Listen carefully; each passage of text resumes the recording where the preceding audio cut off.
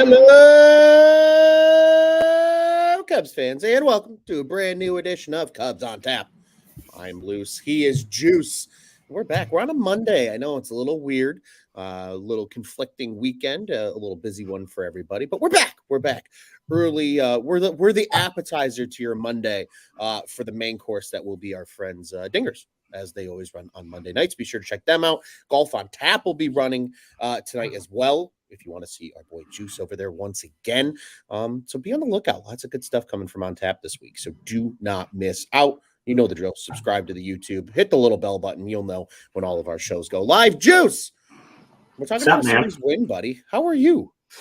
Good. I'm showing Joey Cheese when you're supposed to drink coffee. Not at 12:30 at night like a psychopath. He's a menace. Yeah.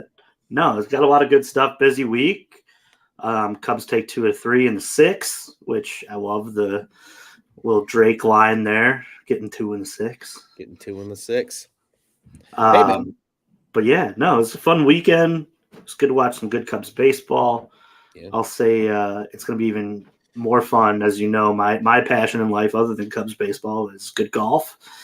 And I'll be watching a lot of good golf at Olympia Fields. If you guys are in the area or in the Chicagoland area, take the trip down to the BMW, get yourself a ticket, and watch. It's going to be crazy there, man. The conditions are ridiculous. And like you said earlier on in the show, I'll be on to preview the course and give a little rundown at 7 o'clock about all the things that are going on at the club. And yeah, man, but Cubs 2 out of 3.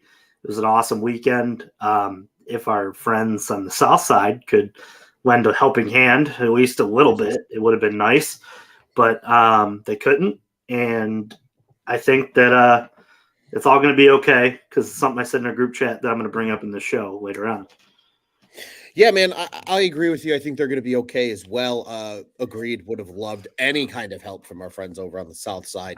The Sox on Tap guys heard from me, especially on Friday night, after blowing a lead in that one. At least they were winning that game and had a chance. But the other two, it is what it is. Milwaukee sweeps the White Sox, in case anybody didn't keep an eye on other scores over the weekend. But Juice, like you said, buddy, 2 of 3 here for the Cubbies. They take the first 2 of this series.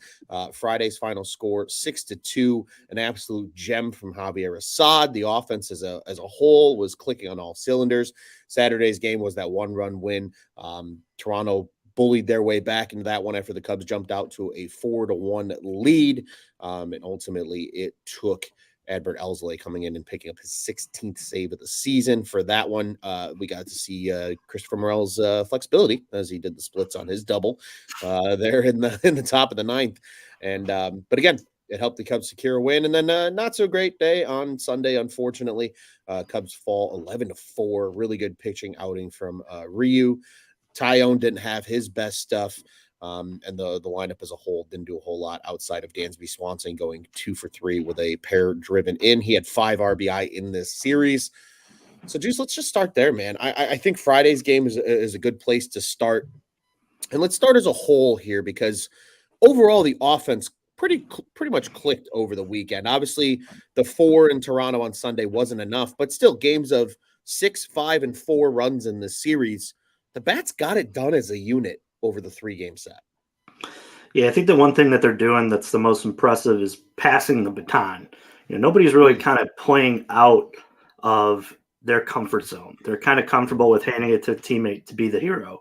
Mm-hmm. And when you can do that, it makes that lineup so stretched, right? It makes for comfortability later in the season too. When guys like Morel, who I think it's a great example. We were talking about how it would have been great for him to come through in that Mets series and win 2 out of 3 there. He gets in that same situation again. And instead of trying to do too much, he's able to rope a ball down the line, score, the game, leading run there, and then they're able to hammer it down.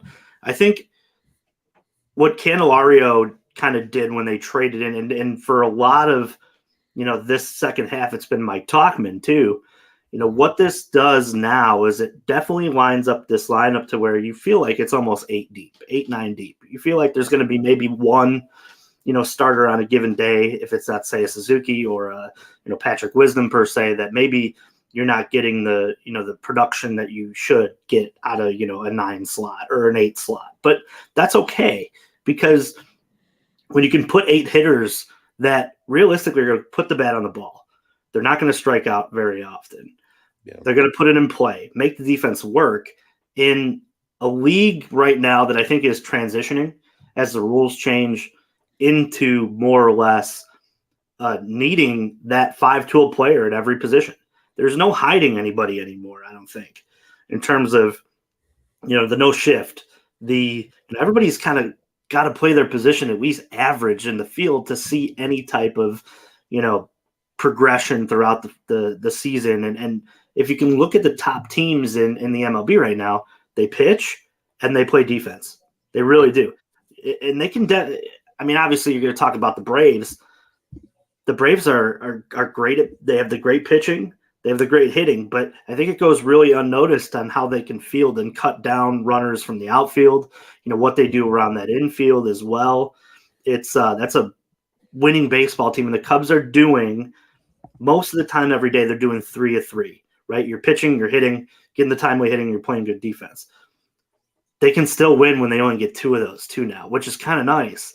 Earlier on in the season, they were only getting 1. It was like they would pitch, but the defense would let them down. Remember in the beginning, they were pretty average over the course of the first month in terms of defensive runs saved. That's kind of come around. But now, as we've seen this stretch go where they're playing better baseball, it's been a matter of, they're getting good pitching, they're getting timely hitting, or they're getting good fielding and they're getting the timely hitting and they're able to slug their way to a win. I think as we look, towards the future with the schedule looking as it is, Joey was saying it in the chat, it's completely plausible to see them leading the division come the Brewers series, given the schedule that the Brewers have and the schedule that the Cubs have coming up. But yeah, it was good things to see in the 6th, and that's not a bad baseball team. I mean, that AL East is stacked. And if you look at the run differentials, you look at the guys they threw out Bassett, they threw out Barrios right in the first one. Like there were some prime pitching that was put on by that team. You didn't just catch the 4th and 5th starter. You caught the meat of that rotation, and the Cubs are still able to take 2 out of 3, which I think is pretty damn impressive over the course of, you win 2 out of 3 over the course of the next couple weeks and the next couple months. You're going to look up and find yourself in the playoffs, I think. 100%. And you mentioned, I love that term, the pass the baton for the offense, right? Because it really does, especially lately, feel that way, right? Guy gets on. Okay, next guy up needs to drive him in. That happened on numerous occasions, whether it was Dansby with the big 3-run home run on Saturday, whether it's him following that up with a 2-run double on Sunday. Belly had a lot of those type of plays over the course of this series. And I'm still mentally thinking back, because you mentioned Morel, in Saturday's game. Talk about coming through in the clutch when you need it, right? They get the pitching they need down the stretch there to get to the 9th inning. You're tied 4-4, and what happens? Belly's up, ropes a double. Right after him, Morel's up, ropes a double, drives in Belly. There's your game-winning run, and you got Alzolay coming in the 9th to shut it down. This team right now is playing just the way they're built. They are built to get on base. The Cubs have been a top 5 on-base percentage team all season long. Early in the season, it was just they had that trouble driving guys in. But now, because of that consistent production, like you mentioned, Juice, they are able now to drive those guys in. And you're seeing more consistent offensive performances from this group, which in this series results in 2 out of 3. And like you said, not a bad Blue Jays team at all. I mean, if you're looking at this Blue Jays team right now, their 66-54 record would be the best in the NL Central. So, and they're in 3rd place in a, like you said, a very deep AL East. So, not like you're beating up on the Pirates in this 2 out of 3, and we're all sitting here going, well, good, they did what they should do. They beat a very good baseball team. And you mentioned the defensive runs saved. I think it's such a fascinating stat because I've got the numbers in front of me right now. The Toronto Blue Jays are by far and beyond the best team in baseball at defensive runs saved. 26 of those coming from a University of Illinois Chicago legend in Dalton Varsho out in center field. Yeah, he's and for real too. He's a dude. And then 11 of those coming from Matt Chapman, who we didn't see in Sunday's game with a late scratch. I don't know if how you felt about why he was scratch juiced, but I, like Boog, I'm not mature enough to not make a comment about an inflamed middle finger. Yeah, I thought that was pretty funny. So like that, I immediately chuckled as well. I'm glad Boog was in the same position. But this Cubs team, Juice, to your point, playing good defense. They're fourth in the league right now in defensive runs saved. They're only 5 defensive runs saved back of the San Diego Padres, who are the 3rd team. Ironically, the Milwaukee Brewers are the number 2 team in baseball. 52 defensive runs saved in totality. But the Cubs, 2 very glaring positions that they're getting it from, Juice. 14 of those defensive run saves coming at the shortstop position, 9 coming at the second base position. We talk about how important that middle of the field is, and you're seeing it now. And even when Talkman has been in center this year, and with Belly right now, they're at a 0. But negatives in the corners right now for the Cubs. A negative at third base, a negative at first base, a negative in the pitching department. Actually, a +1 defensive run saved in the catching position too, which I think is interesting. So, just to your point, Juice, you got to hit well. You got to play defense. The Cubs did that in this series, but they also pitched well.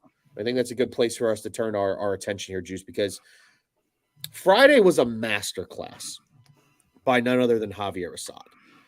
And I was thinking about this on Friday as I'm, keeping up with the game and everything like that. I'm sitting there saying to myself, I said, Javier Assad at the end of this season might go down as one of the biggest weapons that the Cubs have in their just pitching staff as in total, because he can be that 4-inning guy out of the bullpen when you need him to. He can come in and give you a 4-inning start, which he has done on numerous occasions on, bullpen days that we've seen recently. But how about a guy for just 1 start removed from a 4-inning bullpen day to go 7 innings and not even touch 100 pitches against one of the better teams in baseball? Javier Assad's getting it done. And he's not blowing people away. He's not striking out 10, 2 strikeouts in 7 innings. It is what it is.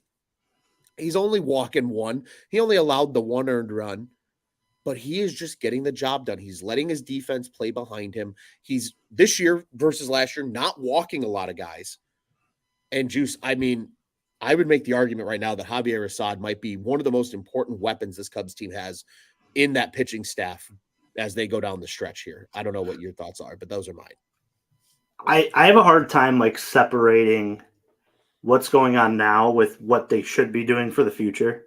I think that in his standpoint, it's the most difficult, because if you truly look at what I think is best for him, I think from a standpoint, I love seeing him as a starter. I think he has the elite stuff to do it. I think he has enough pitches to get by and do that. And as I watch him pitch, I'm like, man, I would really love to see him, get those extra starts but I understand how you look at it like a weapon side of it, and you look at what he could be out of the bullpen too. It's still so valuable that I get in the short term when you're trying to win, you want to put guys in positions to help your team win, and that's the most comfortable spot that they can use him. But I don't know. I start to wonder, man, now that they've moved Smiley to the bullpen, do they just give Assad, the run to be the starter and be that 5th guy? Because I think he's earned it. I think if you look at what he did, even in the World Baseball Classic prior to this season, that was impressive. And then that almost came, back to when, he came into the first part of the year, and then he was, sent back down and then came back up. It was such a roller coaster, because it's the highest of high, and you're like, man, they really got a guy here. And then he kind of struggled a little bit out of the gate and was sent back down, and then brought back up when needed. He's been here, for a good amount of time now and in different roles. But I think that this is just kind of where baseball pitching is going. It's going to a point of there's going to be 3 or 4 guys that you could pencil in, boom, starter. But with the way the bullpens are used, and with the way that, the rosters are somewhat expanding in terms of, the September call-ups and the, running more pitchers out there. And because there's a DH, you can do that. You can kind of have a set lineup. and there's less need for defensive replacements on your bench and pinch hitters. So with the way this is working now, I just see a mesh of 3 or 4 starters that are going to be at the top, and then just a bunch of, I call them like just Swiss Army knife guys, because it's going to be so important to get 3 or 4 innings out of a guy some series, because the starters just don't go long enough anymore. 6 is almost like going 8 or 7 a couple of years ago. Those 3 outs mean so much to be pieced to an end of a game that it becomes like your Adbert Alzoways, who are capable of going 4, 5, 6 outs at the end of a game here, or Absolutely. your lighter juniors that can go double innings. And I mean, he's done it with Fulmer a couple of times. But it's just like, I look at Assad and I'm like, man, this kid's got so much potential. He's got so much, he's got a great pitch arsenal that you just start to wonder, like, is it best for him to be in this starting rotation for the rest of the year to gain that trust, to gain that experience? Because we've talked about it on the show. I hope they make the playoffs, and I hope that they get a spin at the wheel, and anything can happen. But the Cubs are going to be a long shot, even if they make the playoffs, to win the World Series. So it becomes like this dance that you have to play where, is it more important for him to get at least a little bit of experience because we see him as a starter long term, opposed to, like, I think he can help us out of the bullpen right now, and it just makes more sense to throw, guys like Smiley out there like they did for so long and piggyback with Assad. But no, it's just interesting to, he's one of the very tough ones that I have this problem with Christopher Morel too. Like, I want Christopher Morel to play the field, but I understand that his defense isn't at the level that they want it to be at, because this team is built on defensive runs saved. But Javier Assad is in the same role, I think, right now, where it's like he's going to get a spot start. It wouldn't surprise me if, down the line, if a playoff series were to happen, if he's like a long man out of the pen, given a couple innings that he can go. But for example, I don't think that that's going to be his future in 2024, 2025. I think that we're looking at a potential starter here, and a guy that, can really contribute until maybe names like, down like Jordan Wicks or, like a Ben Brown are fully ready to take that baton and run with it. I think it'll be interesting to see what they do with Assad. I struggle. I go back and forth. I see both sides, but yeah, he was just nails, on Friday. He was so good.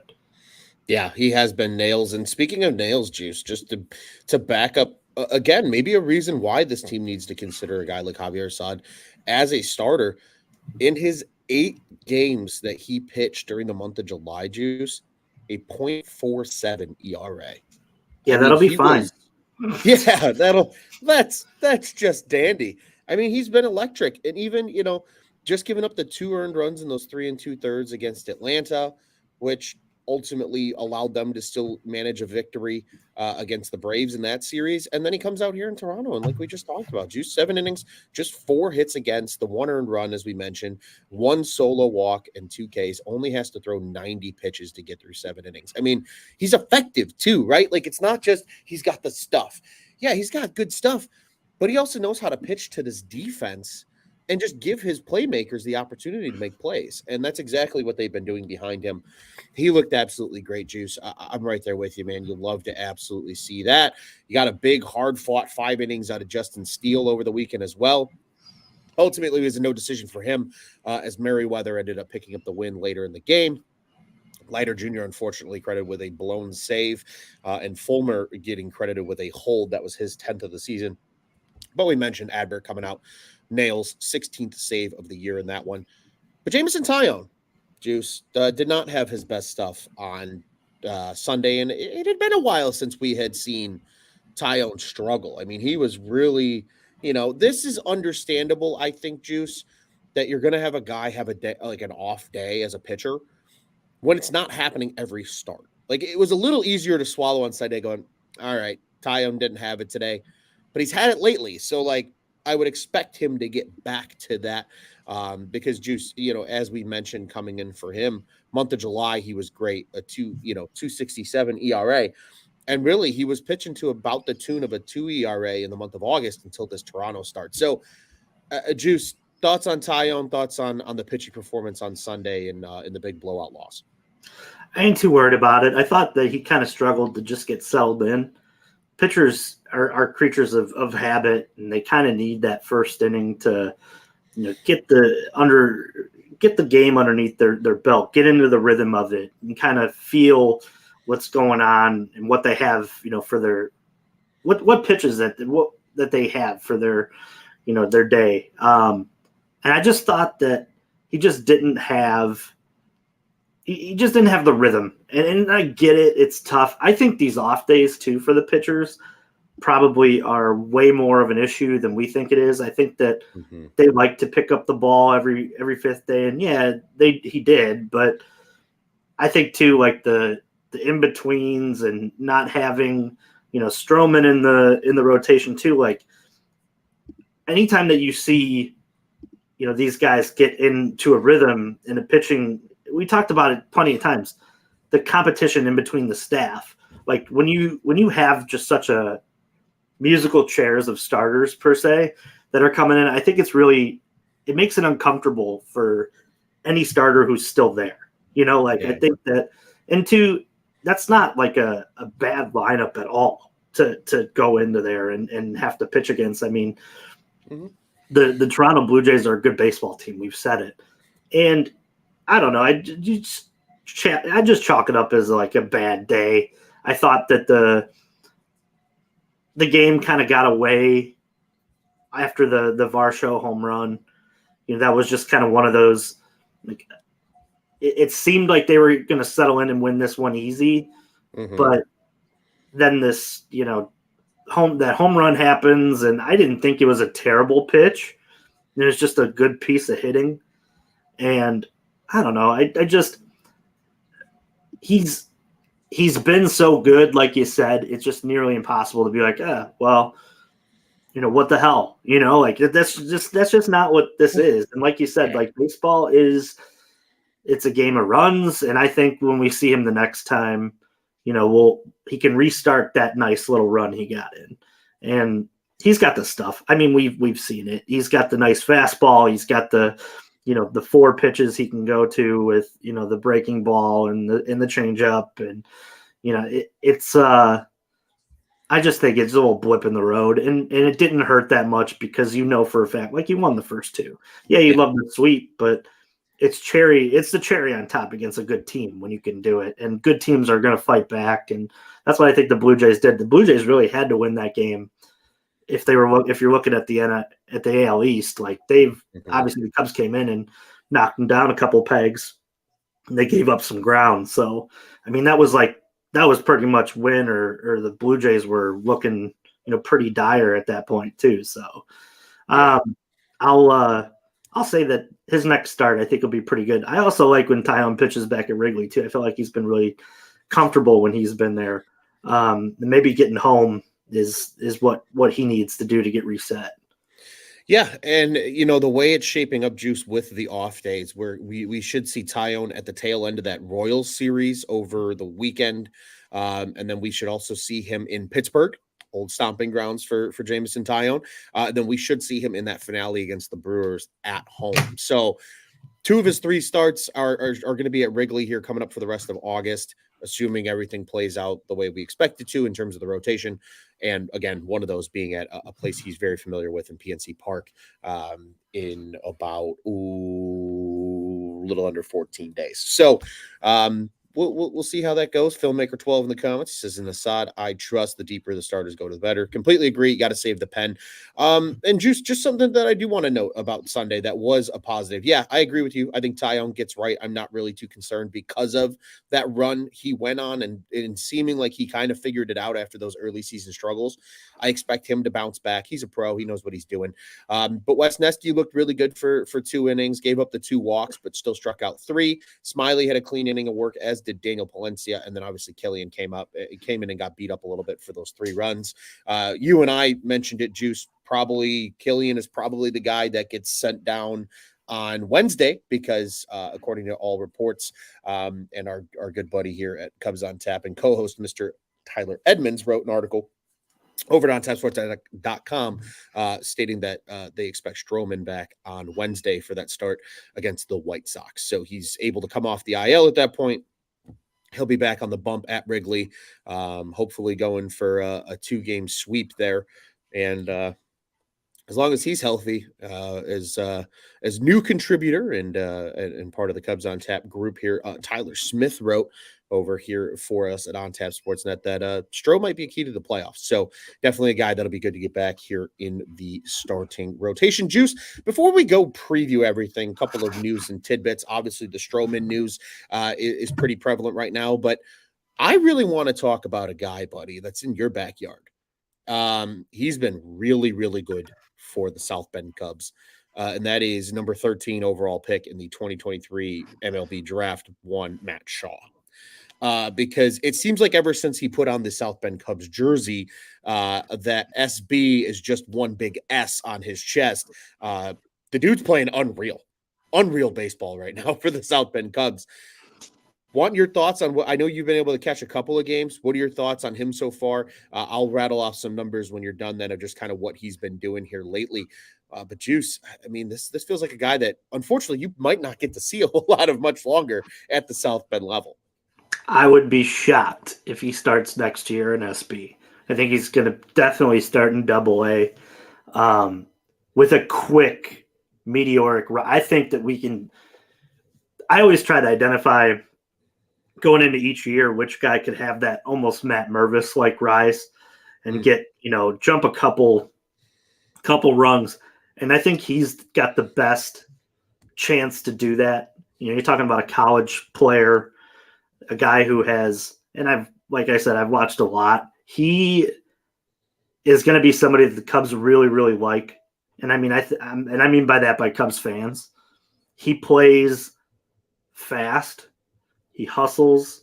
Like I hate to steal this from the South Side, but like he's got that like dirt bag kind of thing. Little callback to, I forgot which player said we're just a bunch of dirt bags back in 2008, 2005 or whatever on the South Side, but Sox on Tap can help us out with that. Hopefully they help us out with a couple wins over the course of this week too. That'd be nice. Just not against the Cubs. Just not against the Cubs. No, that's what I mean. Yeah. They just help need to us keep out with a couple wins. They just need to keep doing what they've been doing, Juice. Just need to keep doing what they've been doing.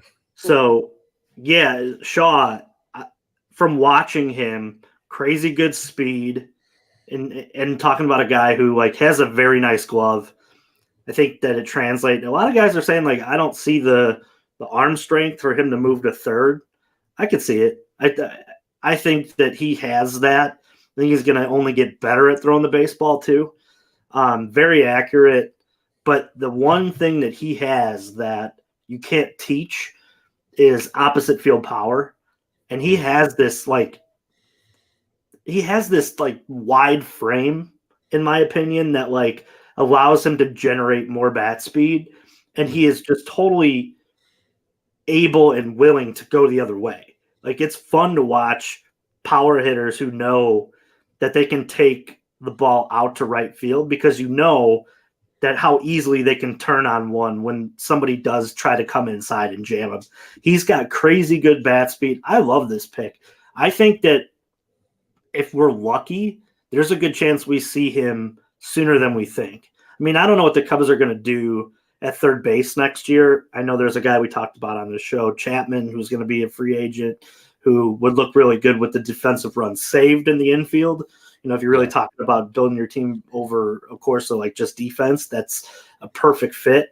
And he's got a great bat, power hitter.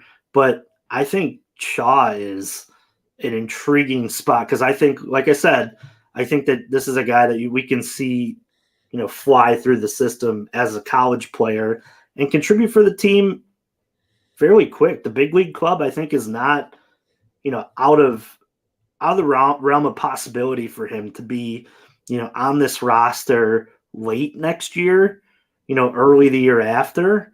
I think that if he can continue hitting like he does, and he just has such a great approach. Like there's there's these guys that you see, they come up, they get drafted, and it's like, all right, well, yeah, he's got great power and he's got all the bells and whistles, but we just need to, iron out his approach. He needs to see more pitches. Like, I look at Shaw and I'm like, man, like, how awesome is it to see a guy who is that young and at high A who just wants to go the other way? Like, and that's impressive. And yeah, he's been lighting it on fire. And like you said, I don't think he's going to be at South Bend very long. No, I don't think so either. Juice for the week, because in case anybody didn't see, Marquee Sports Network, he named him minor league player of the week for the Cubs. Matt Shaw slashed 435, 870, or pardon me, averaged 435, 870 slug, a 1304 OPS over the course. Again, it was a week, but 10 hits. And Juice, just for the whole season, I mean, his stat line as a whole at South Bend is silly, to say the least. Game. Yeah, it's only 9 games, but in those 9 games, he's scored 7 runs. He has 14 total hits, 2 doubles, 2 triples, 2 home runs, 8 runs already driven in. He's walked twice. He's only struck out 6 times, and he's stolen a base. 378, 410, 703 is his slash line in 9 games. I mean, again, he has been sensational. I agree with you, Juice. I think they let him ride the course in South Bend the rest of the year. Let him dominate in South Bend. Maybe help South Bend win another title. Who knows? But overall, I agree with you, Juice. I see there's no way he's not in Tennessee next year to start the year, because he's proven that he can hit at the high A level. Now the next test is, what can you do at double A? And I agree with you, Juice. I think based on what he does at double A next year, I think there's a world where, especially if the Cubs are competitive in 24 again, and they could use a little jolt, or there's a couple of injuries, and almost kind of what happened with Nico Hoerner, right? Where Hoerner came up way earlier than people expected. He made an impact. You saw the talent there. Obviously, it took a few years then for him to stay healthy and eventually work into that everyday player that he is now. But, I think there's a world where Matt Shaw's in Chicago sooner than later, because of everything, like you said, man, he has been truly, truly special. So just wanted to call light to that, because, again, guy that's in your backyard that you've seen a bit of already, because, man, he's been really, really good. He's already hit his stride as a part of the Cubs system ever since the draft. Juice, I want to turn it over back to you really quick, buddy. Any final thoughts from this Toronto series before we go ahead and look forward to tomorrow's baseball game? No, 2 out of 3 always passes. That's my final thoughts. So for the rest of the year, we'll take 2 out of 3, have the occasional sweep with some of these, doghouse teams that we're going to play real soon. And look up and you'll find yourself at least in a playoff spot by the end of the year if they keep taking 2 out of 3. I don't know if it'll be the division, but 2 out of 3 will go a long way in terms of their playoff chances. Yeah, absolutely. And speaking to the division, Cubs and Reds still tied 3.5 back of the Milwaukee Brewers, which also means both of those teams, Cubs and Reds, are a half game. Also, by the way, in the NL wildcard. Do you remember when we did the show and they had like a 6.5% chance to make the playoffs in general? Yes. Yeah, Pacoda. I looked it up the other day. 66.5% chance that the Cubs are in the playoffs now. And I think Baseball Reference has them even higher, Juice. I think Baseball Reference has them at like 76% for playoffs, which is like ridiculous. Bananas. Hey, it's how well they've played. Yeah, exactly. It's a testament to how good this team has been lately. Really in that month of July and then, pushing now into August, how good the Cubs have been playing lately. And you mentioned, Juice, some of those games coming up. You got 2 with the White Sox this week. That finishes out the Crosstown Classic. Both of those night games at Wrigley, another off day Thursday. And then it's 4 consecutive series before an off day on the 31st. 3 with the Royals at Wrigley, 3 with the Tigers at Comerica, 4 with the Pirates at PNC, and then 3 with the Milwaukee Brewers back at Wrigley Field to round out the month of August. But Juice, we're going to start with Tuesday's game, because the Cubs and Sox will do battle at beautiful, historic Wrigley Field. I will be in the bleachers for that one tomorrow. I'm very, very lucky to have a lot more open time this week. So I will be getting down to Wrigley early tomorrow. So be on the lookout for that. We're going to wander Wrigley for a little bit before the game. It's a 7:05 start. And it's going to be the same set of pitchers that saw this White Sox team at guaranteed rate. It's going to be Kyle Hendricks on Tuesday. It'll be Marcus Stroman on Wednesday. But this time it will be Tuki Toussaint taking the bump for the Chicago White Sox. The right-hander is 1-5 with a 4.27 ERA. Has actually pitched pretty well, all things considered, for the Sox now that they're on the downslope. Hendricks, we all know how good Hendricks can be. Has been roughed up a little bit lately, but still 4-6 with a 3.96 ERA on the season is Kyle. There's about 3 guys on this White Sox team that I pray to God do not get a hit off of Kyle, because they like hit the ball far off of Kyle. And that would be Eloy, TA, and Luis Robert. But Juice, what do the Cubs need to do to take a win on Tuesday and set themselves up for good news, hopefully on Wednesday as well? I think the easiest thing for them to do in this series is to take it lightly, considering that there is another off day that's coming up, and it's going to be really easy for them to not take this series, seriously. And I just hope that they can pitch. Just pitch, and let the White Sox be the White Sox. That's the one thing that this team, when we watched it over the course of this weekend, rooting for them to beat the Brewers, they're like Murphy's Law right now. Anything bad that will happen. And just let that happen. Just play very sound baseball over the course of the next couple weeks, or a couple games here, and you should find yourself the victor at the end of it. But pitch around guys if you have to. I mean, I would hate for this series to look a lot like the Mets series, where you just let Luis Robert or Eloy Jimenez just kill you when there's a guy like Yasmani Grandal batting behind him, or I can't even name the team anymore, like a Andrew Vaughn, who's struggling behind him as well. Like, don't let the big guns that they have impact the game and beat you. Let somebody who probably doesn't have a job next year beat you. Let that be the reason that you lose. But don't take these games lightly. They're essentially freebies. And I think that the most important thing too is, like, looking at the Brewers schedule, you win these and the Brewers have a tough, series against the Dodgers, and the Dodgers take care of business. You can find yourself within, a game and a half, like, by the end of this week. And I think too, they play the Twins coming up. There was another tough baseball team that the Brewers have to play after that too. I just had sent that snap or the picture in our little group chat because we were talking about it. They play the Dodgers, and then they play the Padres and the Rangers. So just don't take these games lightly. Win them, and you could find yourself, before they even play each other, as the team who's protecting maybe a 2-game lead, opposed to chasing a 2-game lead. But these are the next games that you got to take care of. You got to take care of the White Sox. You got to take care of the Royals. You got to take care of the Tigers, the Pirates. Like, these are the ones to make hay. Like, this is an important trying to win. They're just trying to get to the end of the year. So come out, get early leads, put them down early, and if you're able to do that, most of the time these teams will quit, because that's just, their teams are just not built to come back, because they've gone through losing all year. So get up early, hand it over to the bullpen, or hand it over to your pitching staff and pitch.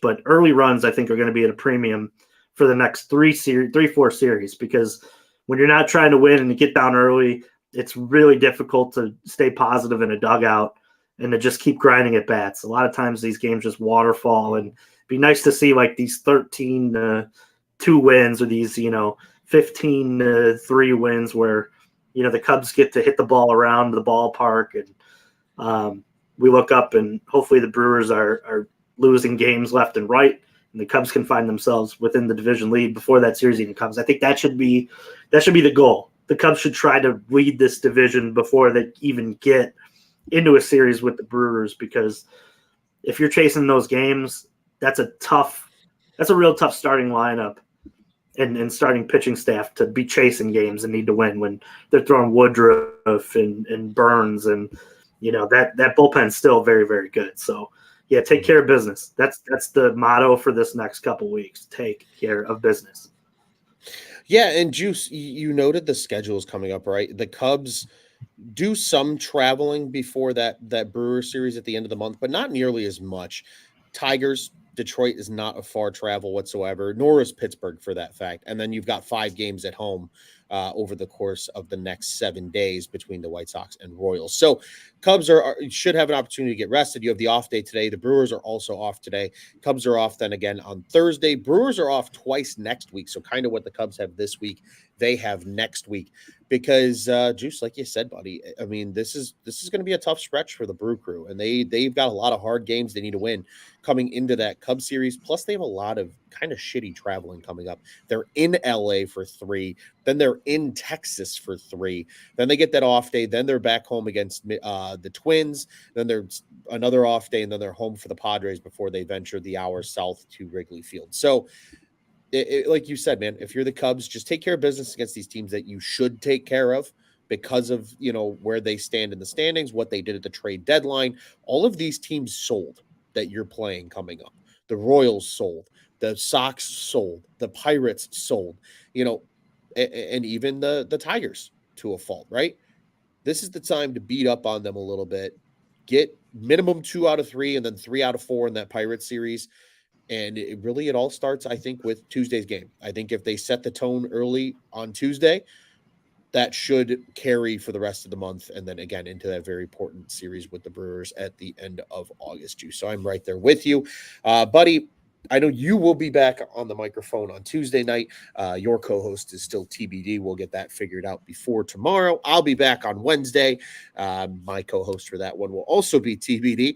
But we'll be back with you then talking about both of these White Sox games here over the next 2 days before we get another off day on Thursday. And then we'll ride into the weekend and then be back with you again following that Royals series. I'm at the ballpark twice this week. I'll be there tomorrow night, as I mentioned. I will also be there on Friday afternoon, a beautiful Friday 120 game. Nice.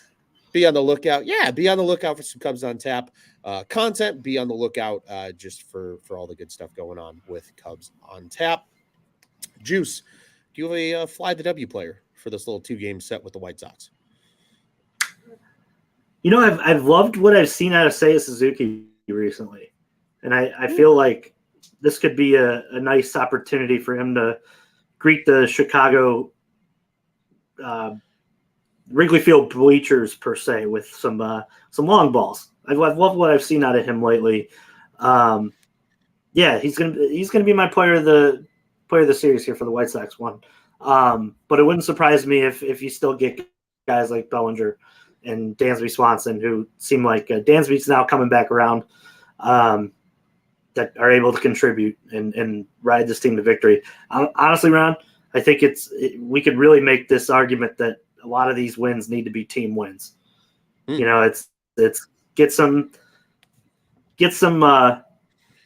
when they put like a college football team in the first week where it's like one of those that just beat up on like little sisters of the poor. Yeah, like that's what this next couple series needs to be. Like I hope the Cubs are just very laissez-faire kind of wins. That's what I'm hoping that this is. Really relaxed, get to try some stuff, get to rest some guys, and get maybe we see like Smiley put into more roles here to see what they can use him for, and that's what I'm hoping that these next couple games end up being. But at least go and win. Number one, just go win. But yeah, I'm going to take Seiya Suzuki. I like it. I am going to roll with one of the two names you mentioned. I am going to go with Dansby Swanson. Here's why. It's supposed to be a little cooler in the Chicagoland area this week. We are on a warm up to next week where apparently it's supposed to be like 109 degrees by next Wednesday. Whether that remains to be true or not, we will see. But it's only going to be in probably the 70s for these next two nights. To me, when I hear 70s in Chicago in August, that means the wind is usually blowing in from right. So that's why I'm not taking Cody Bellinger. But that means the wind is blowing out to left, and that should help one Dansby Swanson get some long balls in the air. And hopefully, like you said, Juice, this team just skates to a nice, easy, low-stress victory against the Southsiders here over the next two games. Juice, before we get out of here, buddy, I want to remind everybody Cubs on Tap, one of two official podcasts covering the Chicago Cubs here at the On Tap Sports Network. Check out our friends tonight on Dingers. They will be live at 8:15 right here on the YouTube channel. Again, subscribe, hit the bell button. You'll know when they go live. Tune in with Jake, Mitch, and the boys for tonight's show. Again, that'll be at 8:15. Tune in and see Juice as well tonight over at Golf on Tap with our friend, Mr. Joey Ricotta. So a pair of Cubs on Tap guys, and then good friend of the program, Mr. Jack Bushman, over there as well as they talk about the upcoming BMW Championship at Olympia Fields coming up this weekend. Follow the Dingers guys at Dinger Cubs. Follow the On Tap Golf guys at On Tap Golf on Twitter or X or whatever the hell we're calling it nowadays. It's like calling the Willis Tower. It's still the Sears Tower, right? I mean, it's still Twitter at the end of the day. I think twitter.com is still the domain, even though it's the X and whatever. Anywho, follow the Dingers guys. Follow the Golf on Tap guys. Make sure you follow us as well at Cubbies on Tap, CUBBIES. You know the drill over on the socials. At Juice on Tap, at Luce on Tap, at Juice on Tap, at Luce on Tap. Crack him, block him, and fuck him for our boy Joey at Joey Knows Nothing, at Teddy Freddy 270, at Nick _ on Tap, at Bulls Guy Rob. Be sure to follow Tyler Smith as well, at Tyler Smith _ ISL over on Twitter as well. Incredible writer. He's been doing some good stuff for us as well. So do not forget to show him some love.